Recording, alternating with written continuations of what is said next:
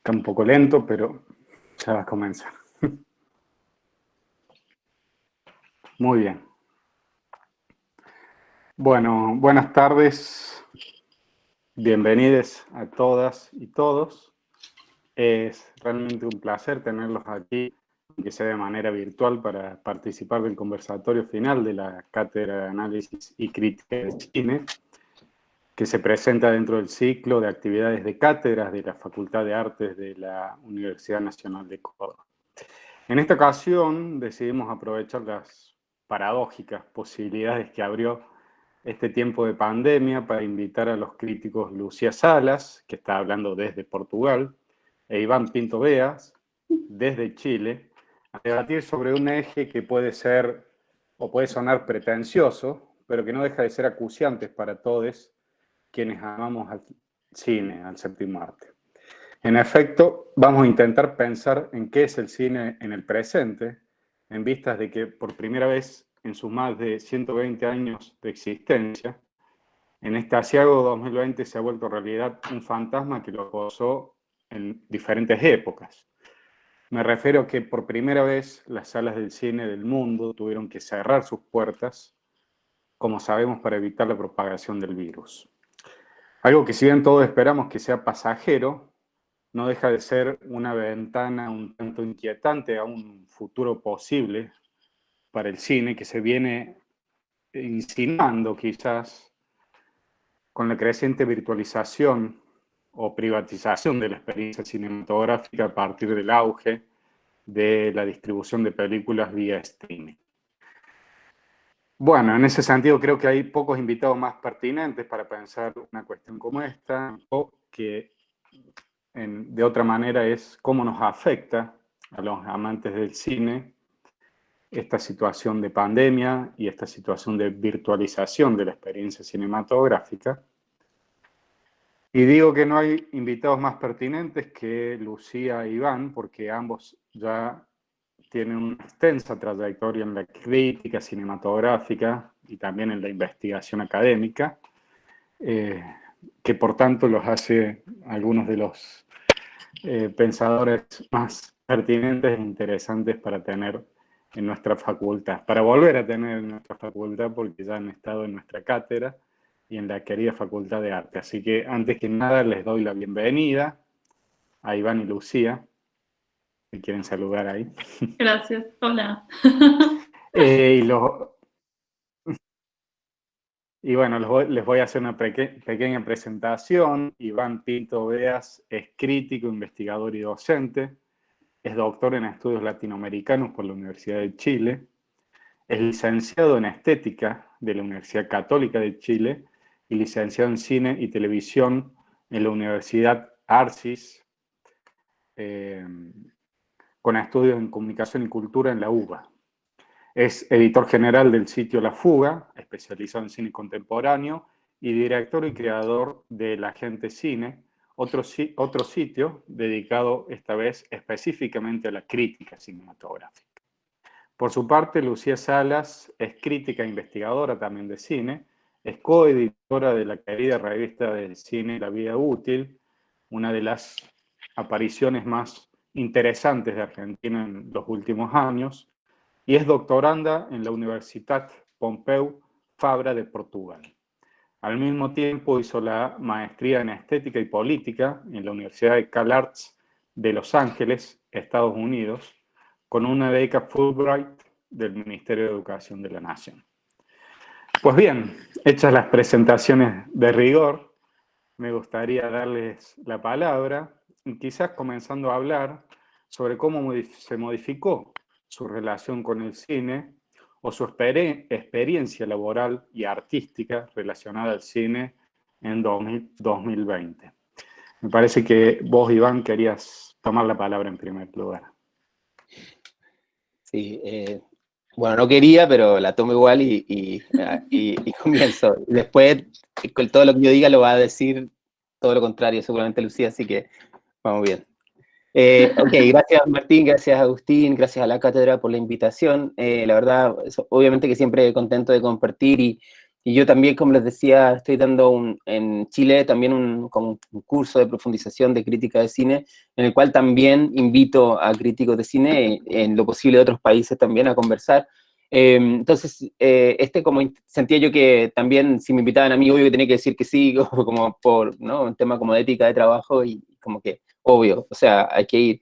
Y por otro lado, también nos habla un poco del contexto o de las cosas más positivas que ha tenido un poco este encierro y esta experiencia, digamos, o redescubrimiento, ¿cierto?, de, como podríamos decir, de las redes sociales, la conexión, la conectividad, ¿cierto?, que es poder como establecer encuentros, ¿cierto?, virtuales con, digamos, amigos que están haciendo un trabajo similar, ¿cierto?, en otros países, y poder, digamos, conectar. De hecho, yo diría que una de las cosas más interesantes que ha pasado, creo que en el ámbito latinoamericano, en el ámbito de la crítica de cine, y particularmente en el subámbito de las revistas especializadas, digo, es que ha habido mucho encuentro, digamos, ¿no? De hecho, la semana pasada creo que terminó un seminario que venía haciendo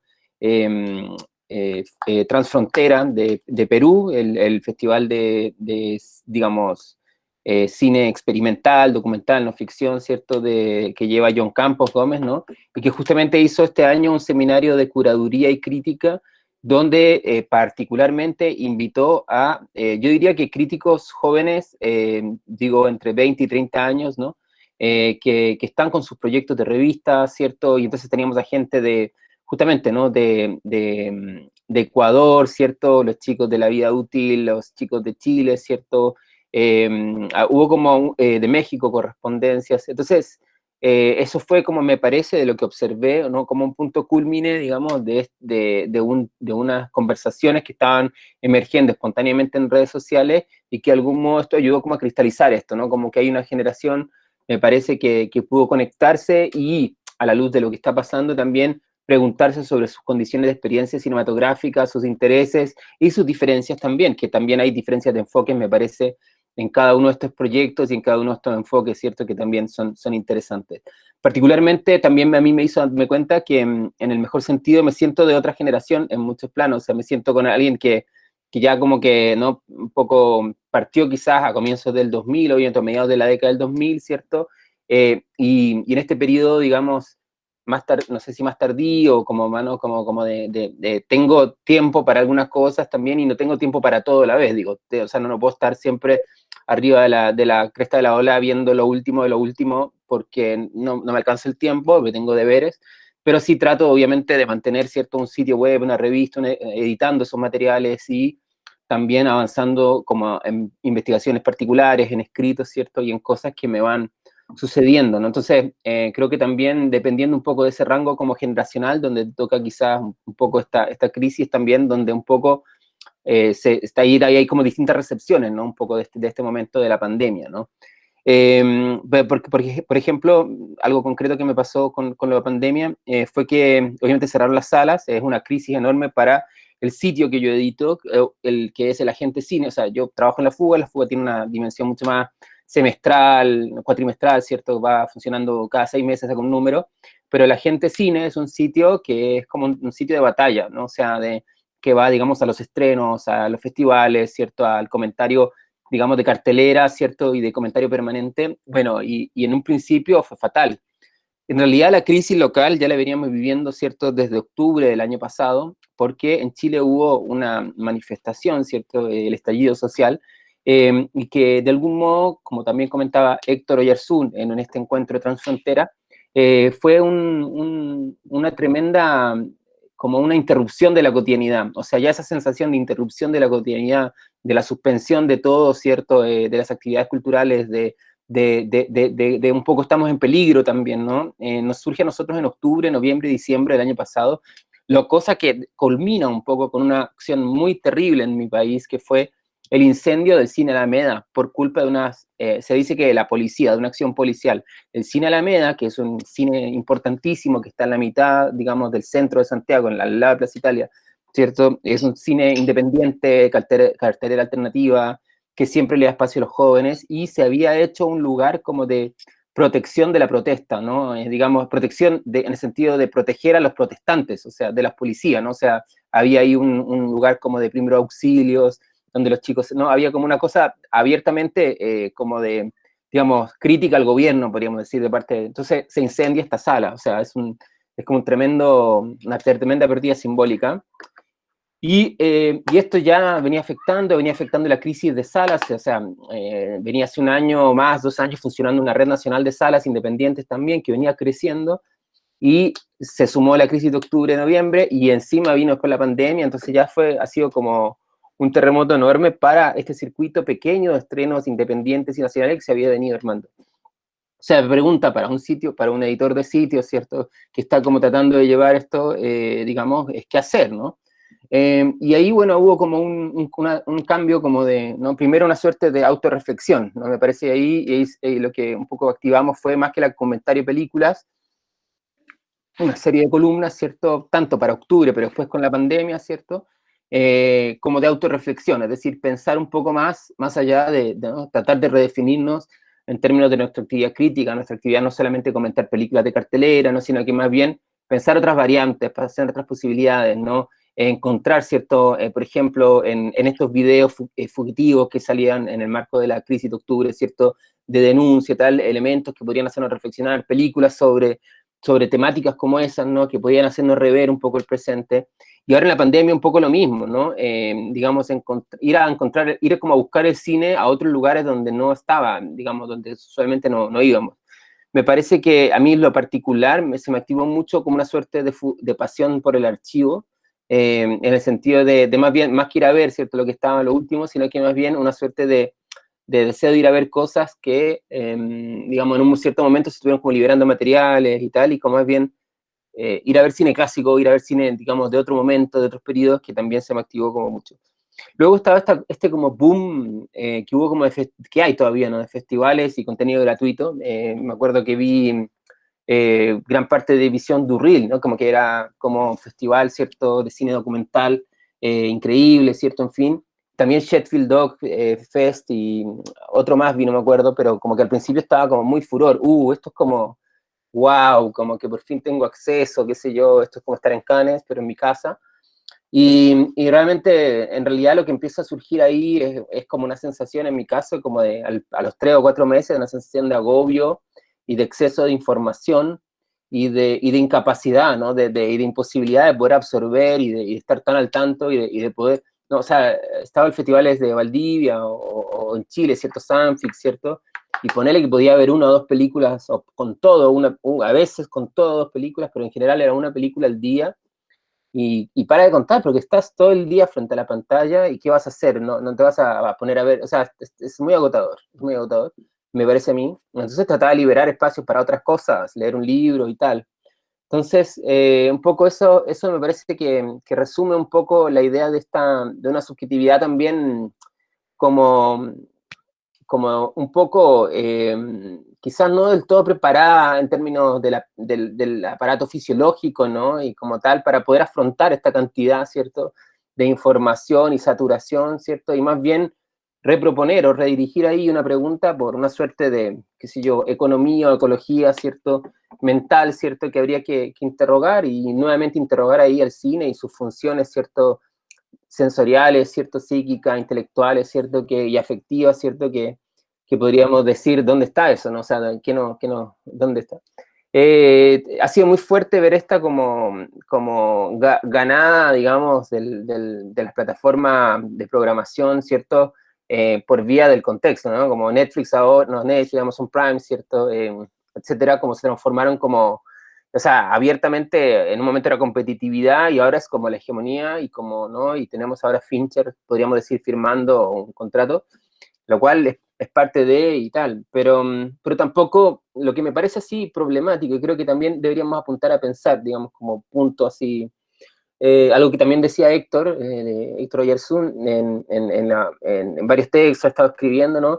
Criticar un poco cualquier purismo al respecto, ¿no? O sea, en el sentido porque acá había un discurso de la red de salas y de las salas, digamos, pequeñas, ¿viste? Como, ya nos volveremos a ver, ¿no? No hay nada como el cine, ¿no?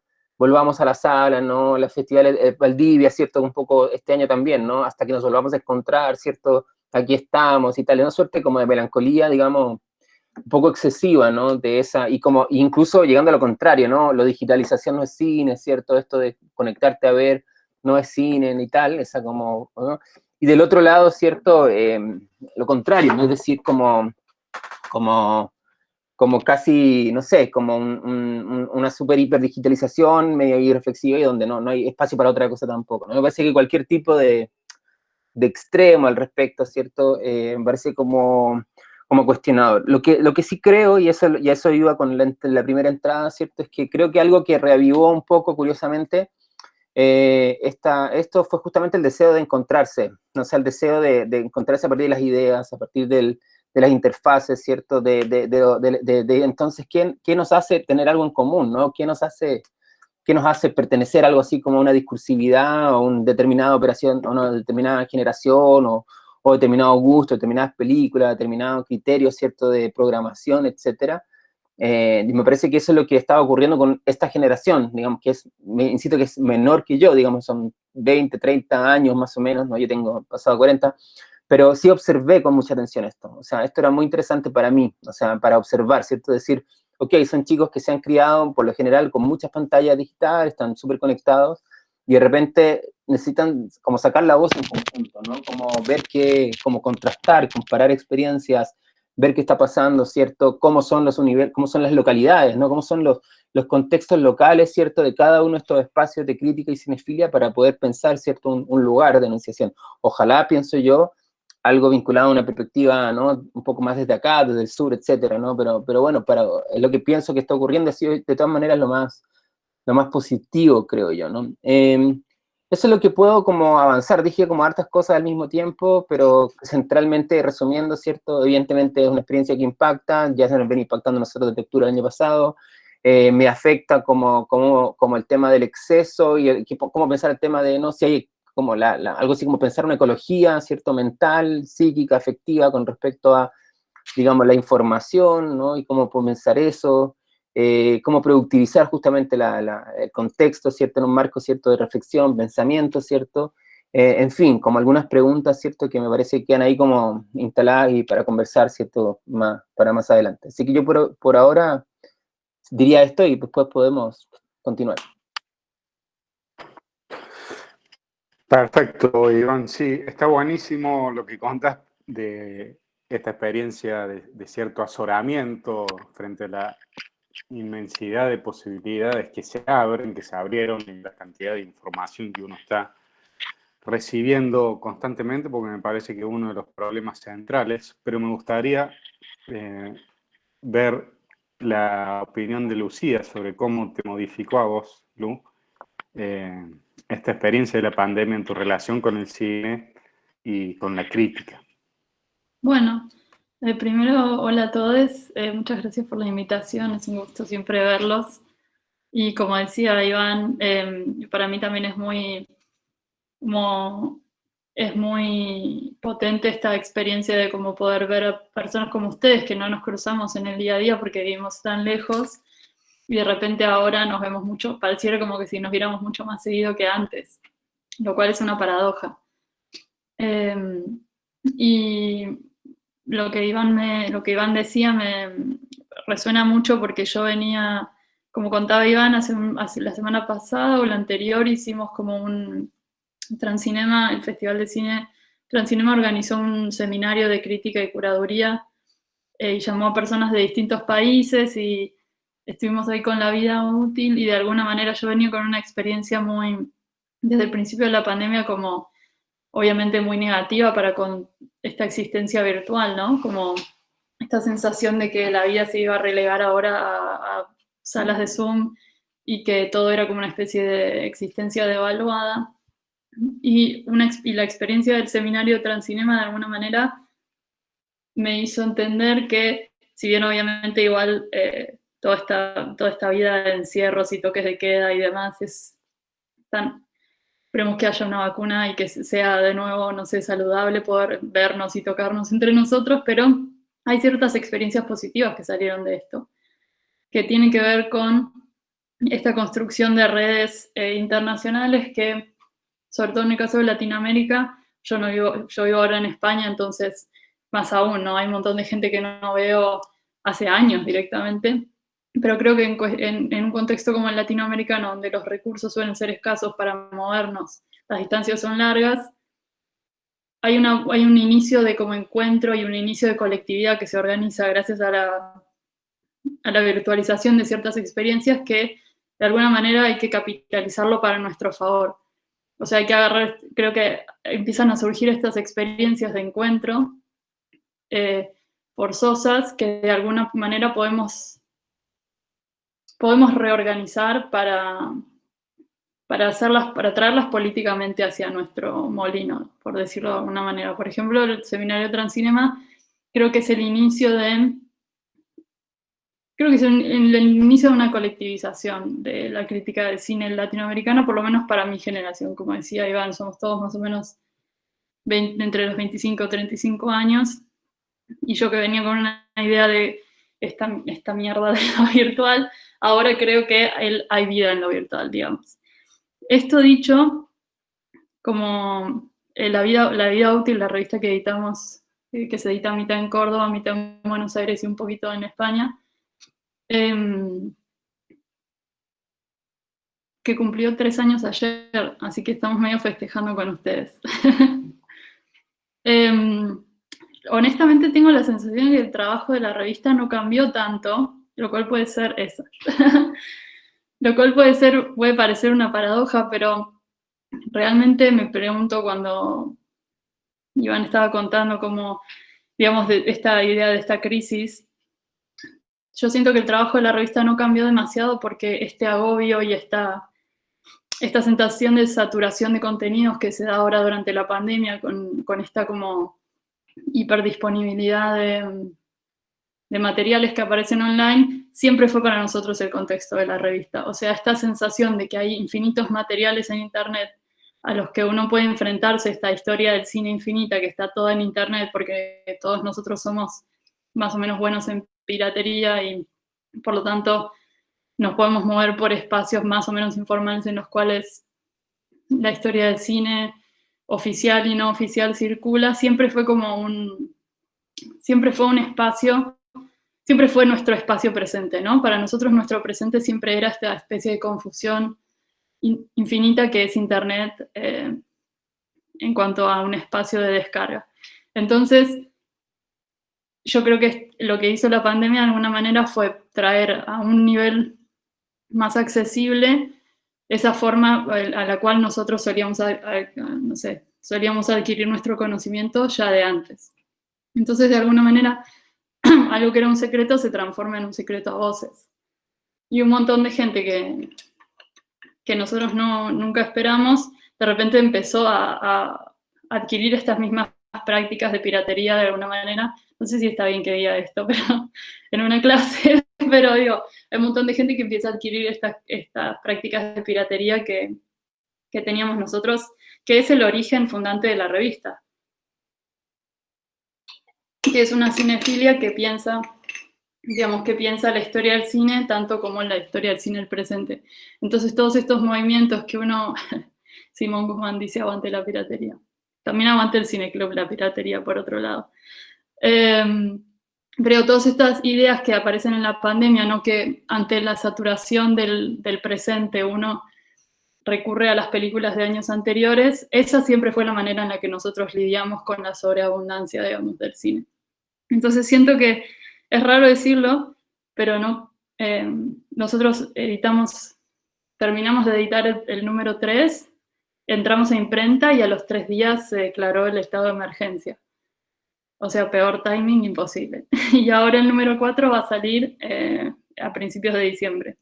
O sea que sí, ese número fue hecho todo completamente durante la pandemia.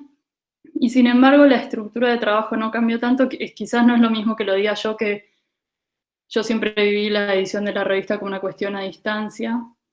Entonces, los chicos sí, todos los demás se ven, ¿no? Yo nunca veía a nadie, siempre los veía todos por internet.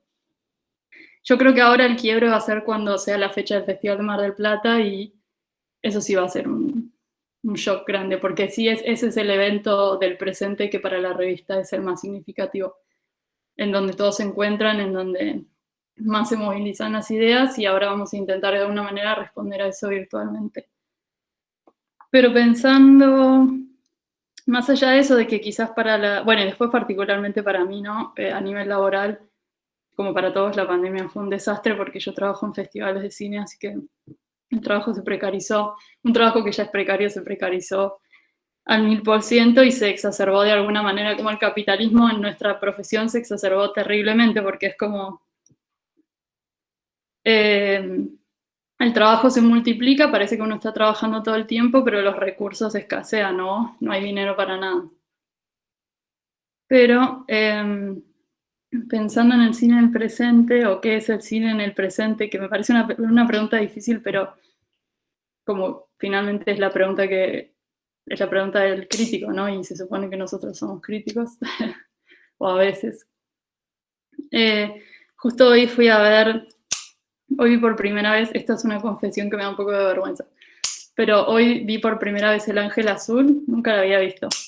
No sé cómo pasé por toda una carrera universitaria sin haber visto El Ángel Azul, pero bueno. Mientras veía la película pensaba como un poco el panorama cinematográfico antes, o por lo menos nosotros La Vida Útil es una revista que cubre mucho o trabaja mucho con películas que circulan por festivales internacionales, ¿no?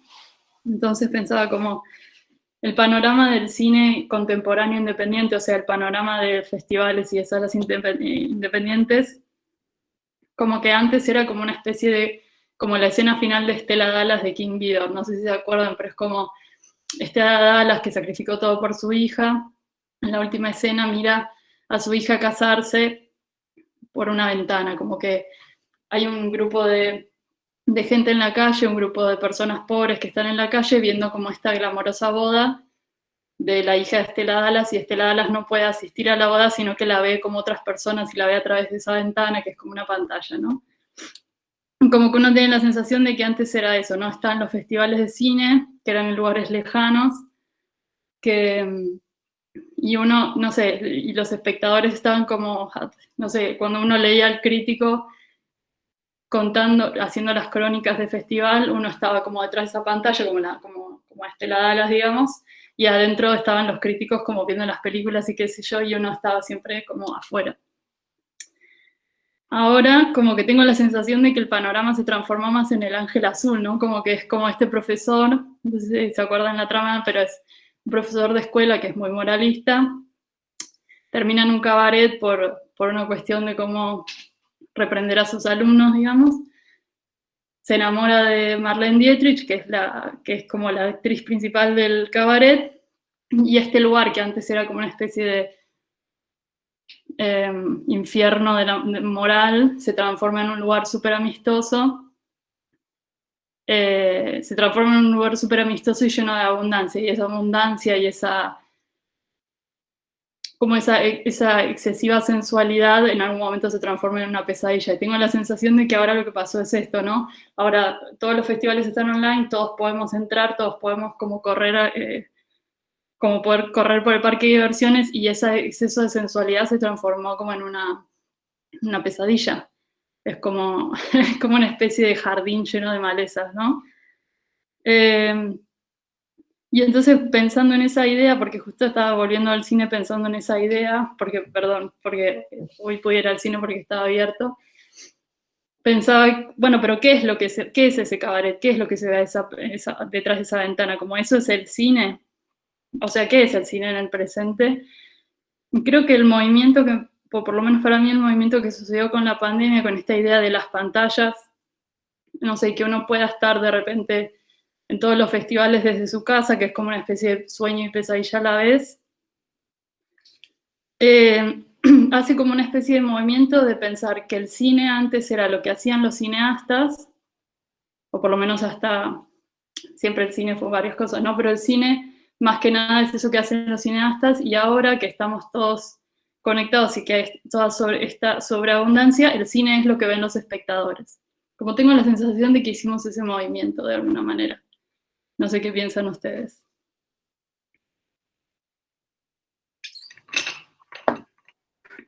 Qué bueno, muy interesante, Lu. Me encantó la definición de la virtualidad cinematográfica abundante que existe, como ese jardín lleno de malezas, porque un poco la sensación es esta. Estamos a días de que empiece el Festival de Mar del Plata, que empieza la semana que viene.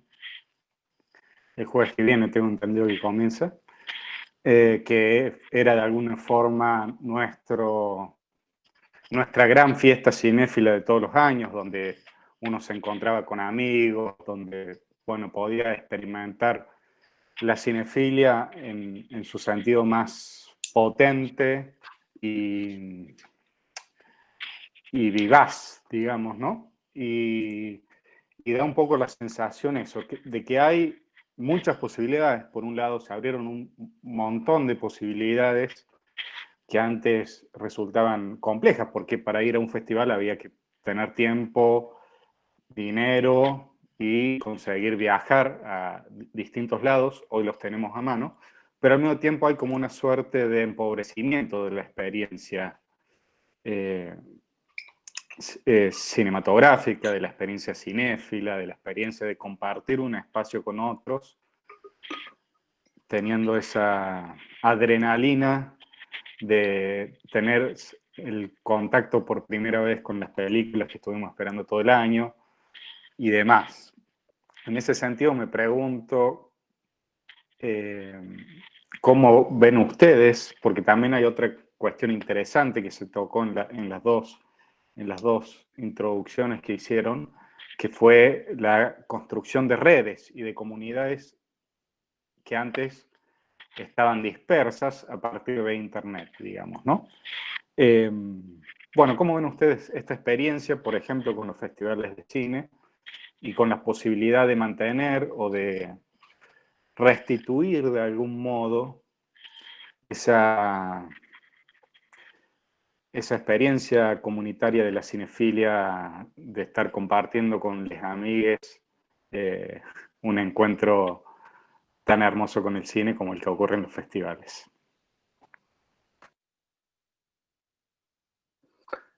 No sé si quieres contestar, Lugo, o también me vas a lanzar ahora de nuevo. No, si querés, esta vez me toca a mí. No, lo primero que estaba pensando mientras hablabas, Martín, es que, o sea, sí, por un lado, esto lo sufrimos todos, digamos, hay cierta sensación de aislamiento, hay una sensación de aislamiento y de alienación que viene que viene de estar encerrado en tu casa todo el día trabajando, que la misma pantalla en la que ves películas es la misma con la que trabajas, con la que te comunicas con tu mamá, digamos, es como hay un nivel de alienación y de desprendimiento de lo territorial que viene de los confinamientos, que viene de un empobrecimiento de la experiencia, como decía Iván, no solo de la experiencia en general, sino de una cuestión sensible, ¿no? de lo sensorial, como de no poder tener una experiencia de estar afuera, de verle la cara a alguien en vivo, ¿no? Es como... por ese lado, obviamente, es una pérdida.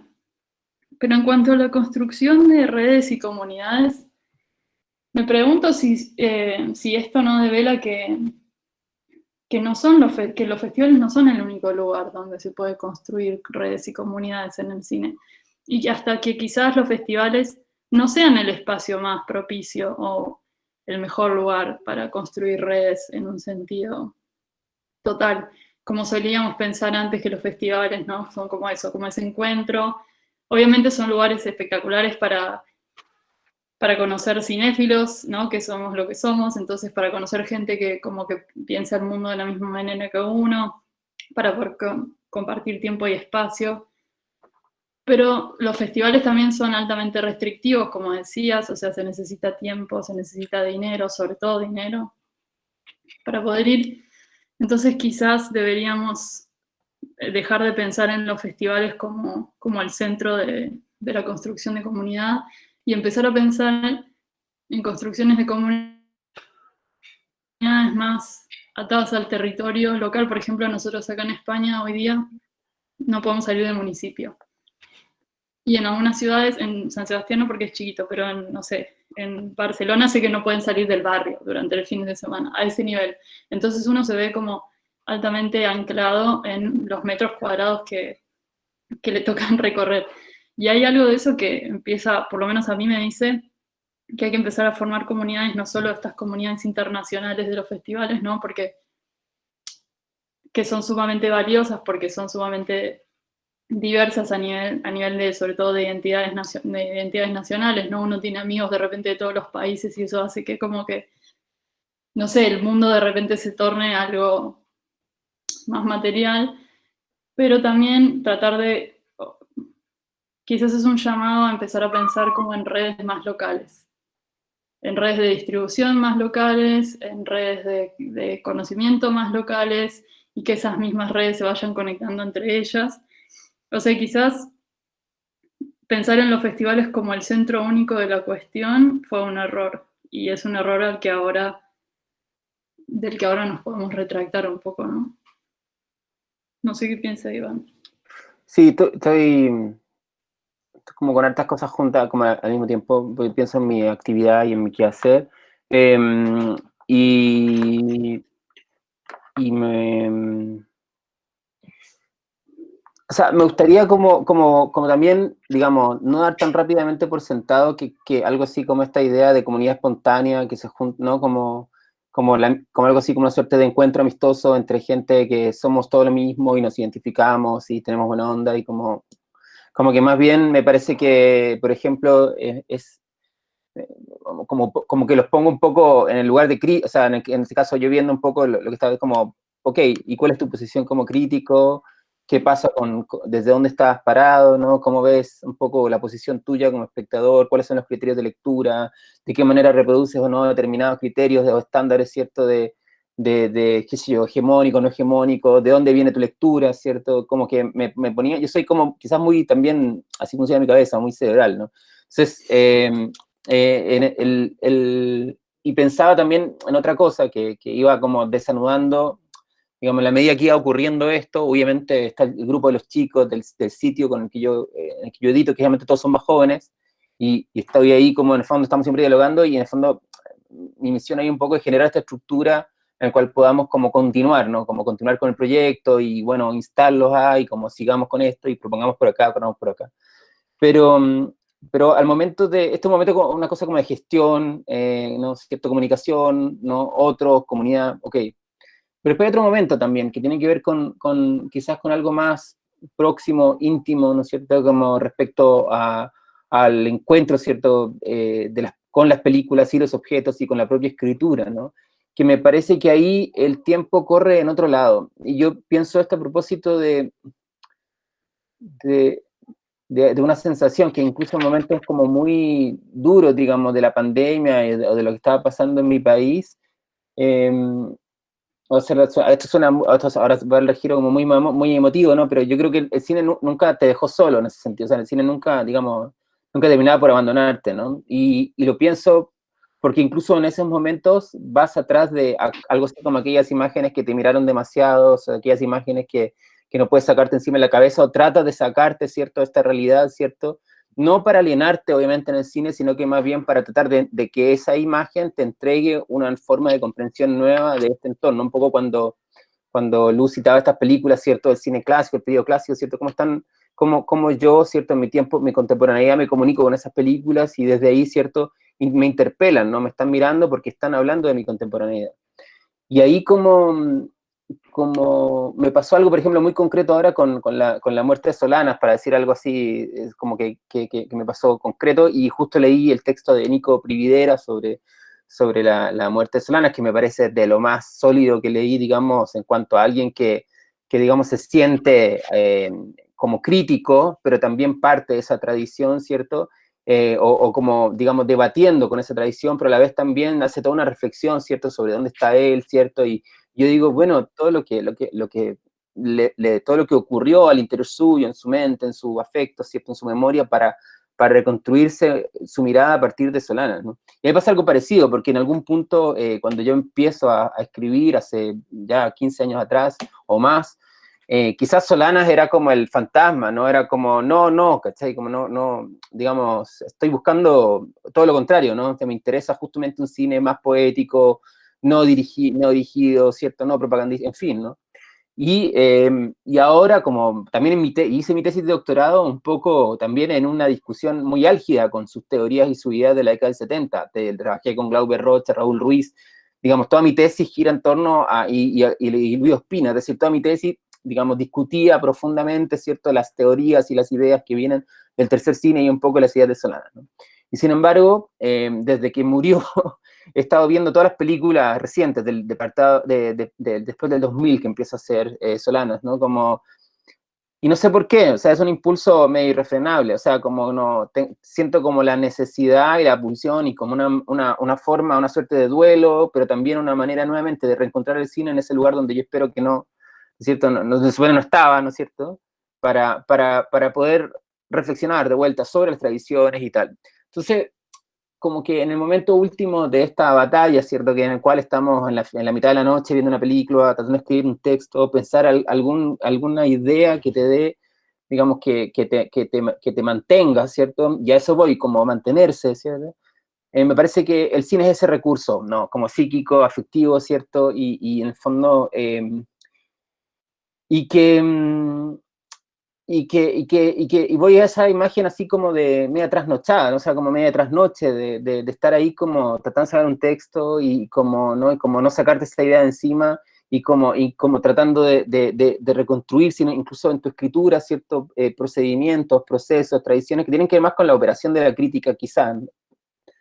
Entonces me parece que ahí, o sea, como un poco, ok, la comunidad, pero un poco después, y justamente la pandemia también exhibe esa radical soledad también, ¿no? Que finalmente para mí la soledad de la crítica también. No lo digo en un sentido del lobo estepario, porque tampoco es un modelo y paradigma que me interese, digamos, como tipo la figura del romántico crítico, solo en la mitad de la nada, pero sí, digamos, a la hora del qué, digamos, me parece que es este recurso psicosocial, ¿cierto? Llamado cine, afectivo psicosocial llamado cine, que es como una suerte de herramienta de supervivencia, ¿no? O algo que está en la caja de herramientas de la supervivencia, ¿no? Me parece, ¿no? O de la especie, ¿no? De la memoria de la especie. Entonces, por último, cierro solamente con lo último, a propósito de supervivencia, que me tocó escribir, justo llegó la pandemia y la gente de Kilómetro 111, la revista justamente de Buenos Aires, una revista también media enemiga, que ahora ya somos amigos, en fin,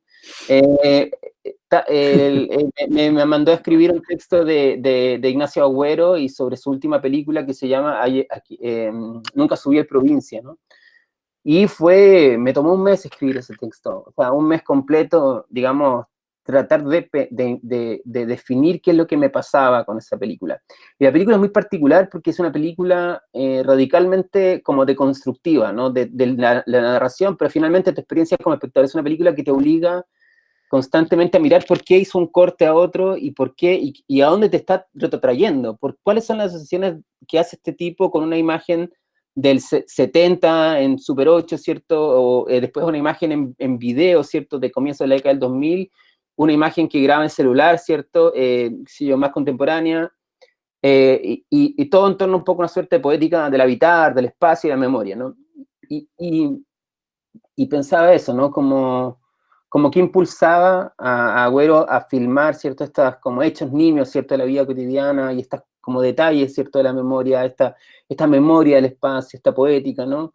Y llegaba un poco a esta conclusión, ¿no? Y creo que era mientras escribía sobre esta película durante el primer mes de pandemia, o sea, el primer mes de encierro, digamos, y veía todo esto, como que fue como el gran tema de la pandemia para mí. O sea, esta película, digamos, me llevó como durante toda la pandemia, durante todos estos 8 meses, a no soltar esta idea del cine como un recurso, ¿cierto?, de supervivencia, o sea, como en el último, digamos, en la última punta, finalmente, ¿no?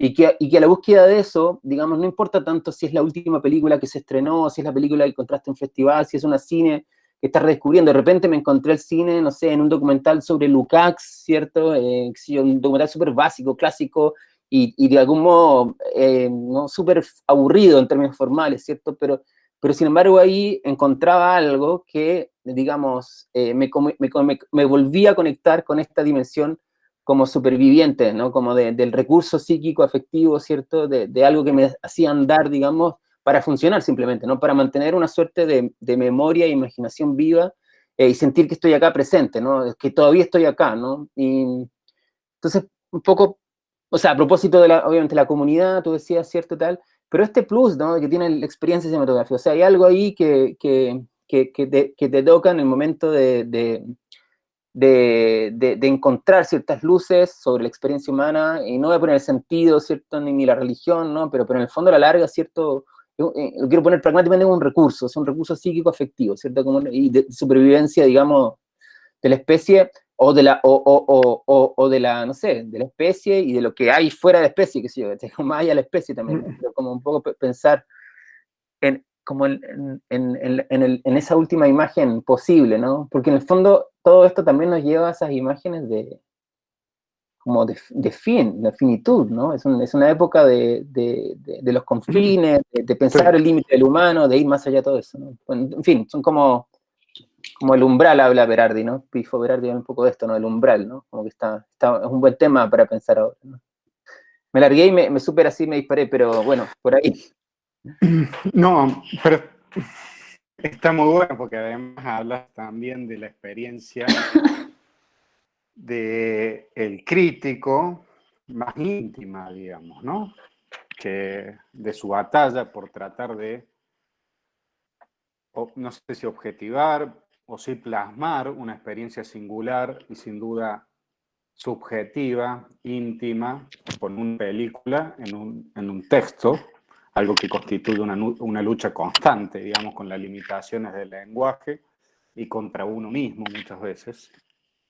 Y cómo ese labor, esa experiencia tiene que ver también con un impulso vital, digamos, ¿no? Sí. Un impulso vital que en estos momentos sin duda resulta un aliciente o resulta un recurso de supervivencia, como vos bien lo nombrás. Lo cual me parece una definición hermosa de la crítica en algún punto. Y que está bueno para empezar a pensar también, bueno, cómo se modificó la crítica, un poco ya hablamos de esto, cómo se modificó su labor con la crítica en este año de pandemia, pero me gustaría pensar también algo que resulta un tema que yo creo que en estos momentos, digamos, de proliferación de opciones y posibilidades, ha vuelto a restituir un rol de la crítica de cine en la estructura social, si se quiere, de distribución o de consumo del cine, que está un poco abandonado, que me parece que se vuelve a reinventar en este contexto, y es, bueno, cómo la crítica puede iluminar opciones a los espectadores, digamos, ¿no? En ese sentido, ¿creen ustedes, desde su propia labor y desde su propia, bueno, militancia o arte en sus trabajos de críticos, que de alguna forma se ha modificado un poco el rol de la crítica ante la proliferación de opciones que despertó la pandemia o despertó este tiempo, o sigue siendo igual que antes, digamos, no sé? O, en otras palabras, ¿cuál piensan ustedes que puede ser el rol de la crítica en este contexto que venimos pensando, ¿no?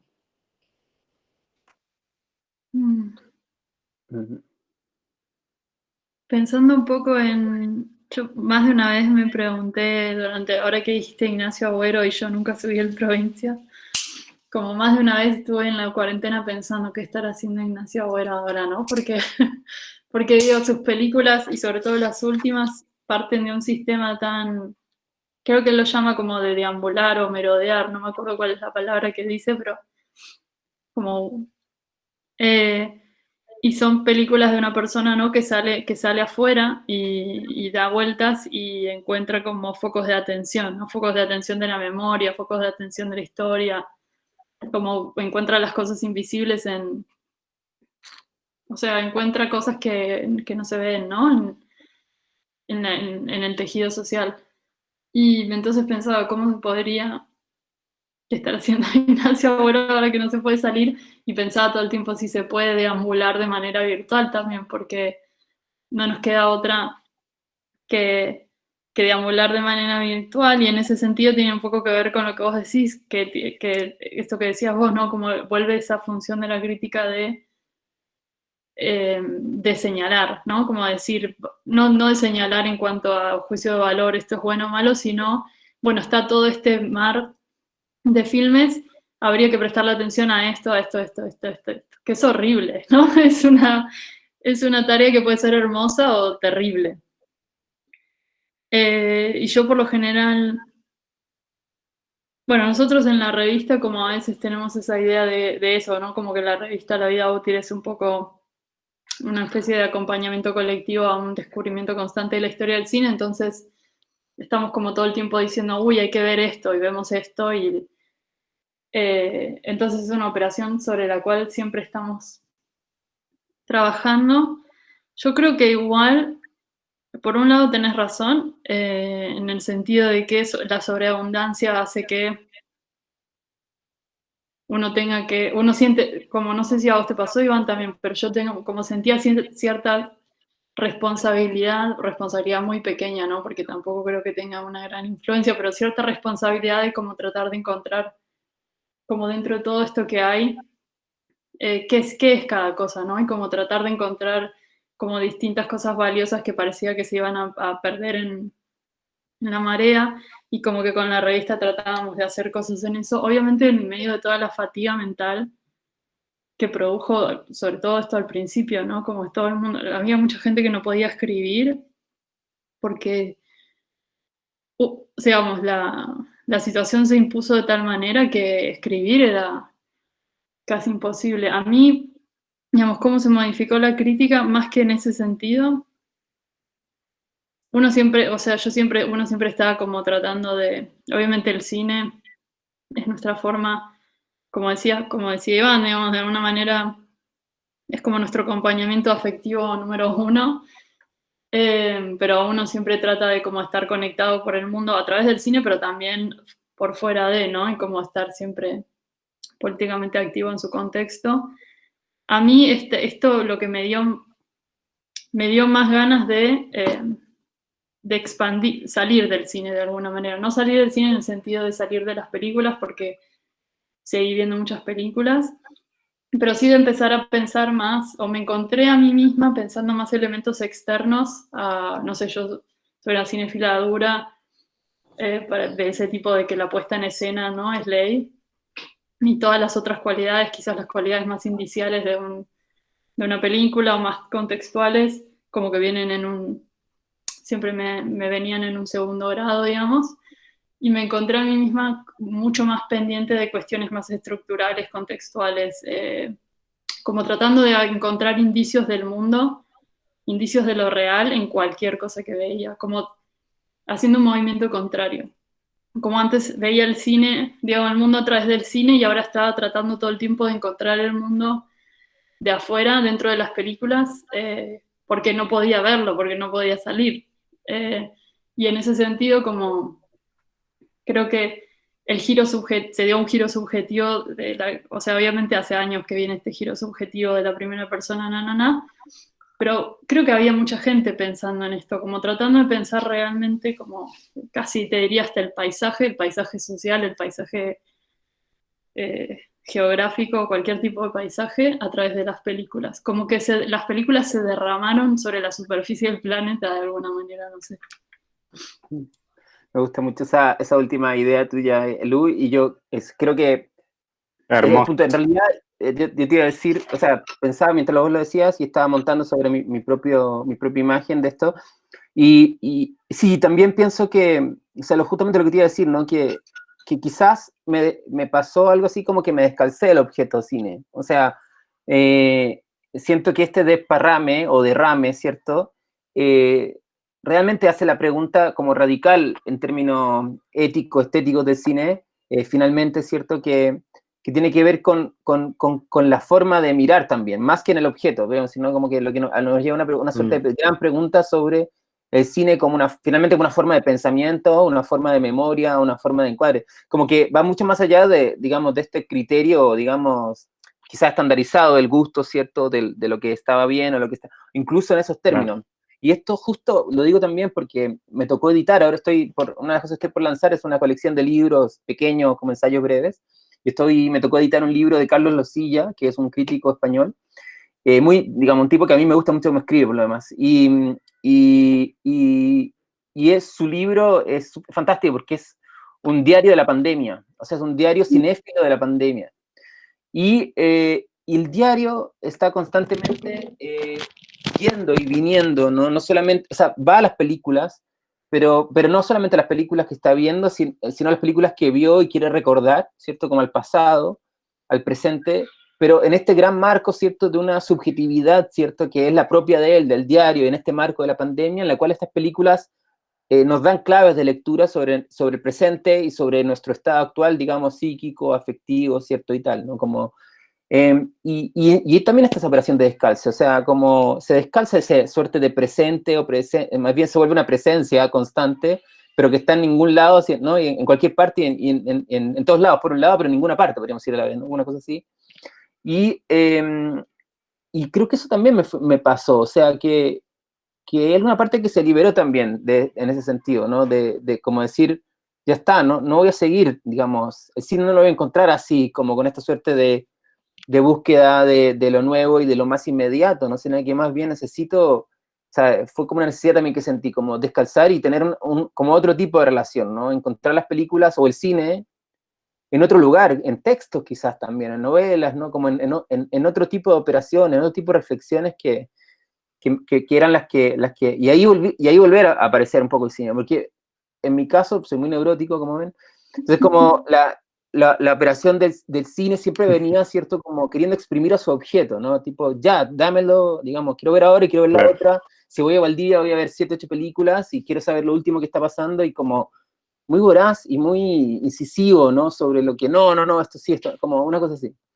Y me parece que esto obliga a repensar como nuevamente, ¿no? O sea, como esta suerte de función, digamos, psíquico-afectiva, y esto parece como derrame, ¿no? O sea, como está en todos lados, está en ninguno. Ok, démonos vueltas sobre qué es esto, ¿no? Un poco a lo... Bueno, hay una película hermosa, justo vi, según tú la viste, la de Jeffer con Pierre León. Todavía no la vi. Ahí todavía no la ves. Ah, no, sí, la de Jeffer, perdón, me ¿Viste? confundí con la del hermano de Pierre León. Sí, la he visto. La vi. Pierre León, que se llama Dances Macabres, qué sé yo.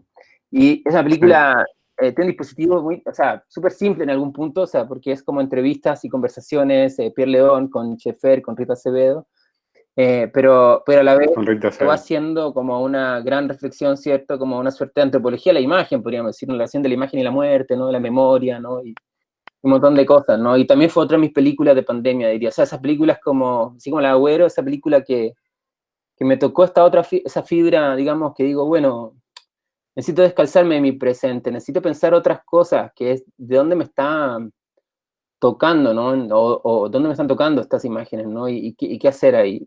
Y insisto que eso no sé, hay algo ahí que todavía no lo he pensado 100%, pero es como desactivar algo ahí para volver a entrar y volver a pensar y volver a escribir, ¿cierto? Quizás desde un lugar, ¿no? Desde otro lugar. Claro, algo así. Claro. Tal cual, aparte de esa película, me hiciste acordar que como que tiene esa conversación y hay un momento que están Jeffer y Pierre León afuera y entonces como Jeffer se pregunta como, ¿una imagen está para representar una cosa o para reemplazarla?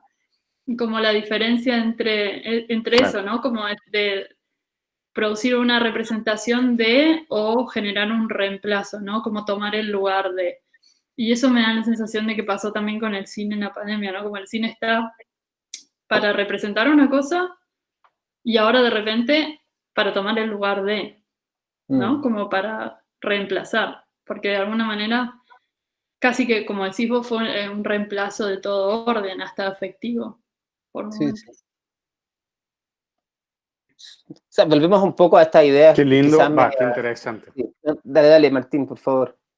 No, por favor. A esta idea volvemos a esta idea completa, por favor.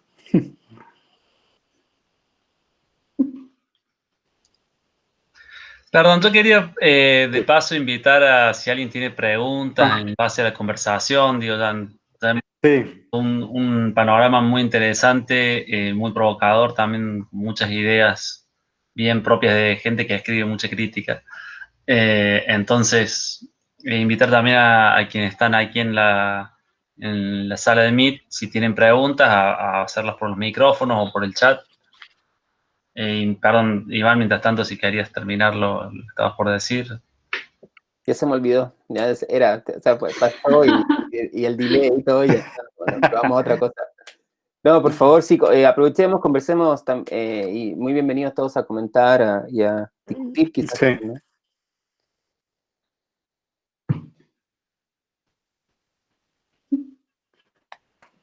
Al mismo tiempo, mientras tanto, mientras se les pasa la timidez a los espectadores, recomendar que comience el Festival de Mar del Plata, para que sepan los chicos, y por ejemplo, la película de la que estaban hablando, Dances Macabres, yo tuve la oportunidad de verla en el Festival de Mar del Plata del año pasado. Son películas que se encuentran en esos festivales, digamos, ¿no?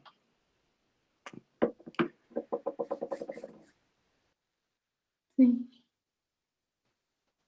Bueno, no sé, entonces sigamos preguntando hasta que alguien... Yo quería preguntar una algún cosa, profe. participante... Perfecto, dale, por favor. Que Iván yo- había estado tocando un poco el tema de lo generacional y ya que se estaba hablando de la crítica y por ahí de los nuevos desafíos con esta virtualidad, le quería preguntar a Iván y a ¿cuál era su opinión con respecto a lo que por ahí yo denomino como críticas orales o visuales, que es por ahí hacer una crítica en un podcast o en un video de YouTube? ¿Se las puede denominar críticas o cómo las denominarían ustedes? Y bueno, su opinión.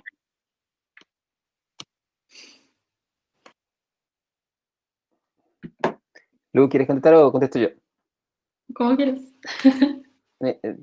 Yo voy a decir algo muy de mi generación. A ver. Bueno, no, nada, está...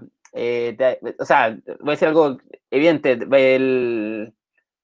Así como no todos los textos, digamos, críticos y tal, y digamos, un comentario subjetivo, en primera persona, sin juicio, sin categorías, podríamos decir, y como sin muchas ganas de querer argumentar a fondo una película y tratar de deshuesarla y pensar un ejercicio que esté en algún lugar, digamos, evaluando su propia pertinencia, quizás su propia reflexividad, en fin, elementos que uno le puede exigir hoy en día a la crítica. Me parece que eso, que tampoco todo lo que sale en podcast y tal, sí hay recursos que están buenos, sí hay buenos usos, sí hay, a veces hay hallazgos. Creo sobre todo, por ejemplo, en esta capacidad de la videocrítica, este video ensayo crítico, de repente que se ve en Movie o en otros lugares, ¿cierto? En Notebook. Hay un festival también en el Film Madrid, creo fue, ¿no? ¿Cuál fue? Que tiene como una colección de videos, como una suerte de videocríticas, una suerte de muestra de videocríticas, que son como remontajes de películas y en el fondo son como crítica por vía del montaje, ¿no? Y sin duda que hay posibilidades, sin duda también a veces hay incluso estas talkies, ¿no? Como talking heads, ¿cierto? Esta persona hablando, diciendo cosas sobre el cine y va montando fragmentos. A veces hay cosas que están buenas también, ¿no? Pero hay que ser sinceros que en el 98% de esto, o 90%, no sé, por lo menos en mi país y lo que yo observo es malísimo, o sea, malísimo. Y como la verdad, o sea, no se ve algo, quizás acá sí hay un podcast muy bueno que es el de Civil Cinema, que es el de Cristian Ramírez, que es un crítico, que es uno de los primeros podcasts, incluso a nivel latinoamericano, que hay. Lleva creo que 300 podcasts, son súper dedicados, Cristian Ramírez y Villalobos, Sarmiento, ¿cierto? Y sí, bueno, ahí tú dices, aquí hay un ejercicio, aquí hay algo, aquí estos tipos están pensando el propio dispositivo, están trabajando hace mucho rato con algo, con criterio, vale, aquí hay algo, ¿no? Pero no es siempre, y es como más bien, digamos, no sé, me voy a preguntar elementales, o sea, el uso del recurso, ¿cierto? El punto de vista, ¿cierto? La capacidad de juicio, ese juicio que sea, digamos, analítico, reflexivo, ¿cierto? Que tenga algunos elementos que establezcan una distinción, un lenguaje también, ¿no? Un uso del lenguaje, y un montón de cosas que me parece que digamos, por ahí lo podría defender, ¿no? Pero no es el caso, o sea, no es la mayoría de los casos, la verdad, o sea, digamos, no sé cómo lo ves tú, Simón, o cómo lo ves tú, Lu. Yo creo que ahí en ese sentido hay una distancia generacional, no entre nosotros, sino hay una esfera de lo virtual que yo no manejo absolutamente nada, que creo que ya estoy medio vieja para eso, que tiene que ver como con cierta performatividad en vivo, que aparece mucho en internet, que apareció mucho ahora en la pandemia, sobre todo, ¿no? De como vivos de Instagram y streamings y cosas así, que es un terreno como que cuando preguntas esto sobre la crítica oral y YouTube, como que es a lo que me retrotrae, es un terreno que para mí es territorio desconocido, es como en el Age of Empires cuando está como todo negro el terreno, no tengo ni idea, que ahí como no, hay una distancia generacional que me interesa. Siento que hay un espacio interesante, pero para gente de otra generación, gente más joven que yo. Pero durante la pandemia yo fui una de las 150.000 millones de personas que empezó un podcast, así que esto sí sí lo puedo pensar, que es que, bueno, por un lado me resultó mucho más difícil de lo que creí que iba a ser, ¿no? Pero hay una dimensión de que tiene que ver también con lo que hablabas del videoensayo, como que hay una dimensión de lo material que es distinto a lo del texto escrito, que también me parece interesante, pero hice una pequeña investigación de podcast de cine, como muy pequeña, como para ver a ver qué hay ahí afuera, y creo que esto no está del todo pensado, y creo que también pasa lo mismo con los videoensayos, que es como hay una dimensión de lo sonoro, por ejemplo, y de la explotación de la idea de los, digamos,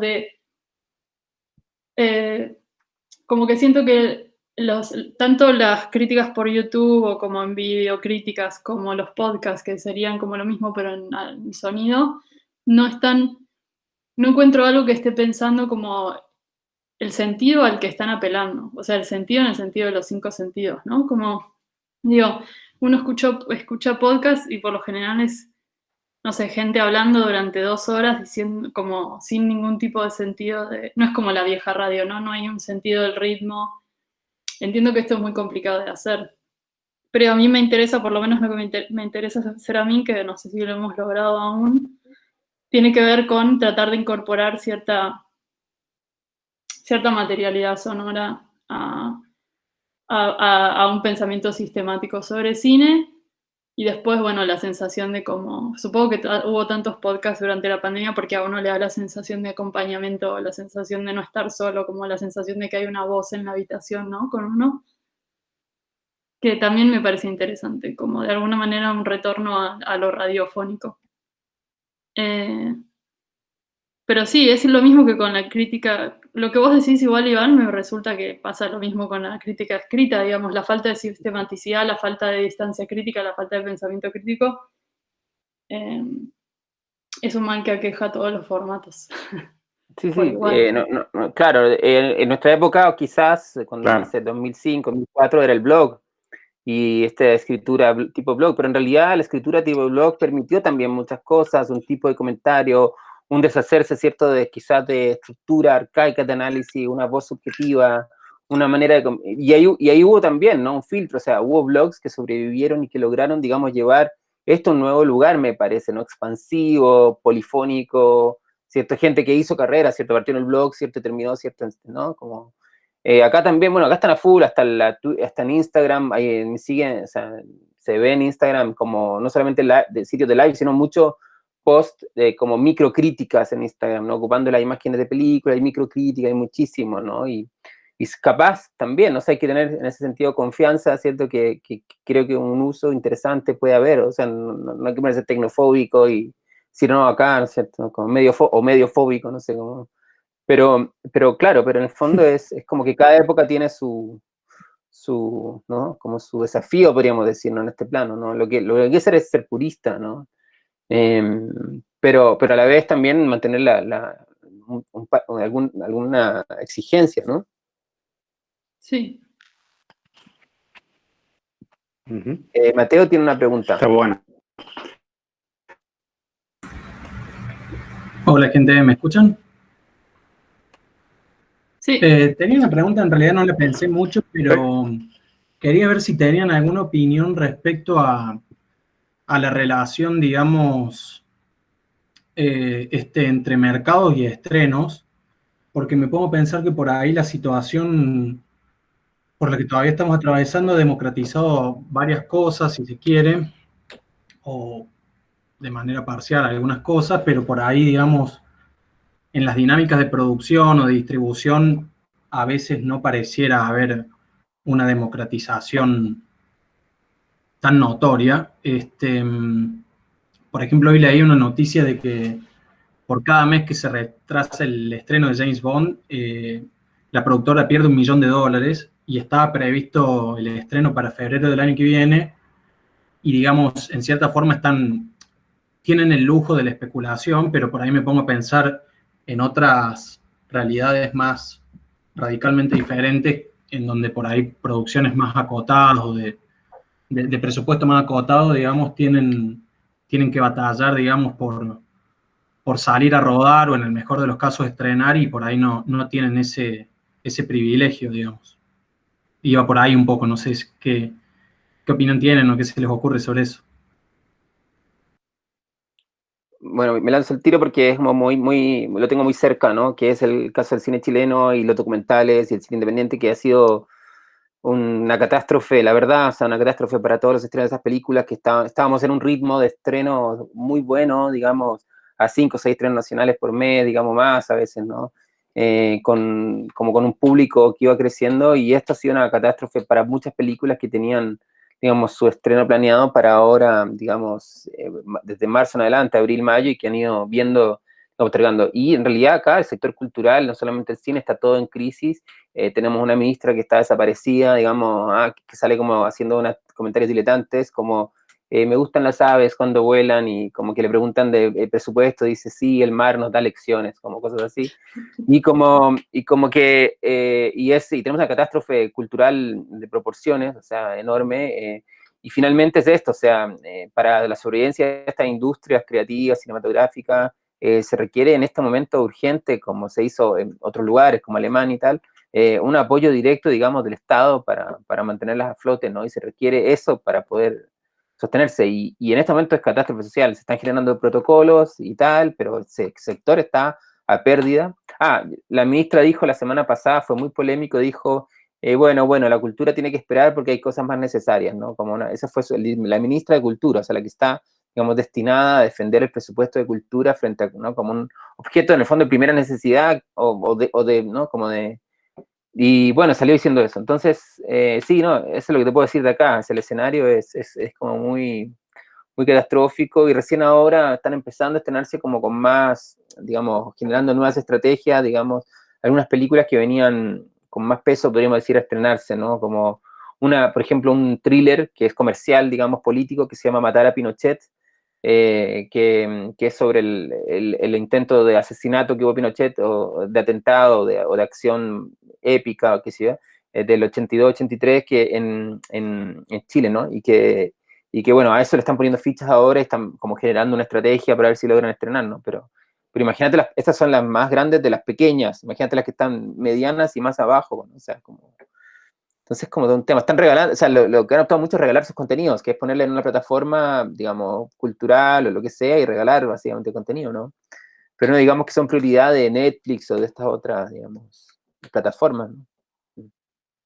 Claro, es como, bueno, yo al principio, como cuando pasó todo esto, todos estábamos como súper enfervorecidos y pensando, bueno, ahora se termina el capitalismo, todo, como, ¿no? No sé si a ustedes les pasó, pero uno pasó por ese momento de infancia mental en el cual pensó que se llegaba la revolución y que ahora se va a redistribuir la riqueza porque finalmente todo el mundo está obligado a estar en su casa pensando cuáles son los bienes esenciales y cuáles no.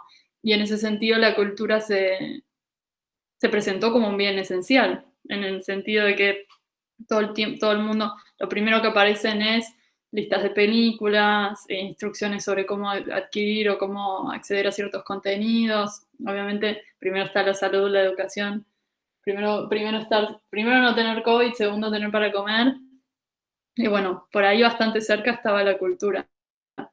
Ahora todo indicaría que esa sensación se está digamos, la sensación de que va a haber uno tenía la sensación de que iba a haber políticas públicas, las políticas públicas que hubiese reformistas iban a ir por ese lado. Ahora tengo la sensación de que ese pensamiento se esfumó un poco de la esfera de lo que está pensando todo el mundo, y hay que un poco luchar para recuperarlo. Como porque si no pasa esto que vos decís, o sea, obviamente en Argentina tenemos la suerte, pensando en otros países que no tienen ningún tipo de financiación pública para el cine, de tener un instituto de cine que financia muchas películas. Si bien hay muchas películas que se hacen por fuera de él también.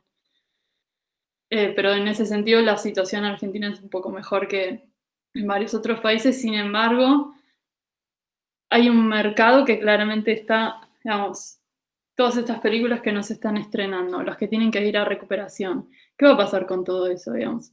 Todos los trabajadores de la cultura que no pueden trabajar porque no pueden rodar, toda esa gente que está subiendo sus contenidos online gratis. ¿De qué va a vivir toda esa gente? ¿No? Como todo el mundo está ahí como pidiendo a gritos contenidos, mientras la otra gente, los trabajadores de la cultura no pueden pagar el alquiler. Entonces claramente hay que reformar el gasto público pensando siempre en la cultura. Sí, es fatal. O sea, es como bien...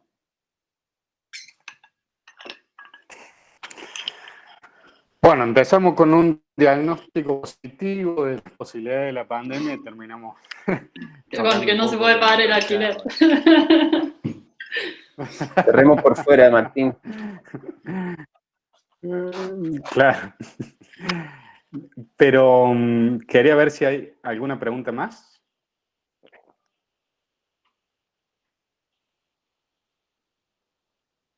No sé si hay alguna interesada y que le quedó algo por decir. Me parece que la charla estuvo muy interesante, muy entretenida. Se tiraron conceptos que realmente nos resultan iluminadores.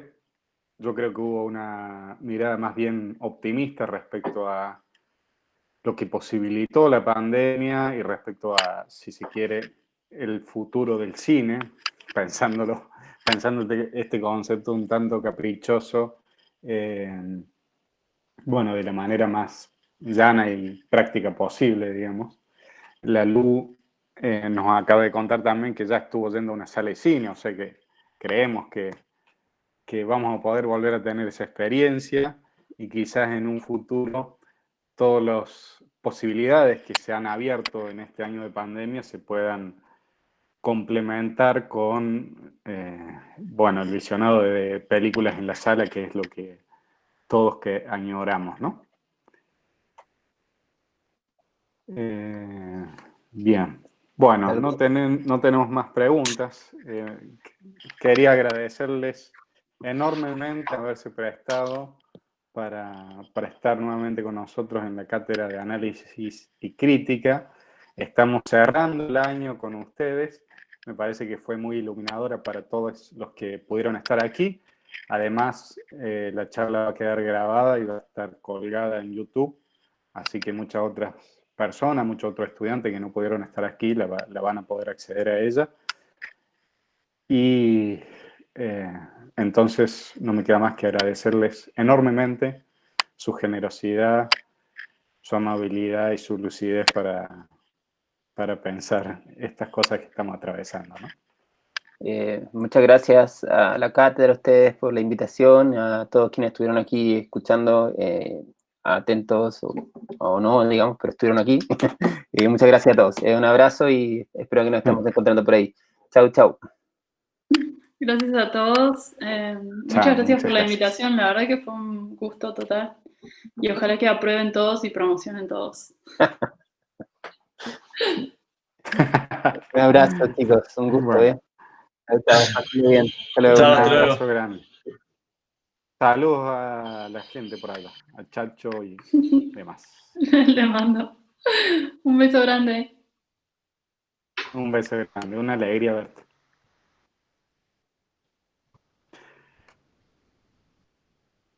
Detener la grabación, Martina.